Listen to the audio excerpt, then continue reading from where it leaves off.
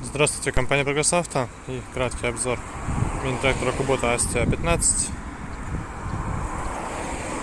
Такой тракторочек, полный привод, очень узенькая колея, при этом трехточка, дополнительные гидрорегулировки, хорошая мощность и очень компактный размер. Соответственно, ножи, реза 1,20 м. Думаю, по состоянию все прямо таки отлично. Пришел к нам наконец-то этот тракторок. Астики 15 у нас очень любят клиенты, потому что они компактные, с хорошей мощностью, и, в принципе, по своим способностям ничем не уступают гораздо более объемным тракторам, но при этом, соответственно, меньше. 730 моточасов наработки у нас здесь. Мотор трехцилиндровый.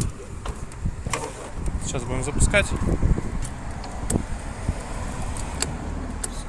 Свечки греются, как и обычно, на полшага от стартера.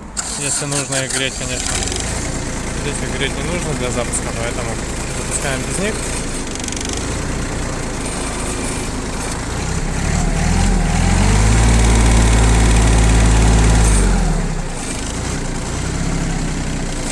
Вот видим, соответственно, как это все дело работает.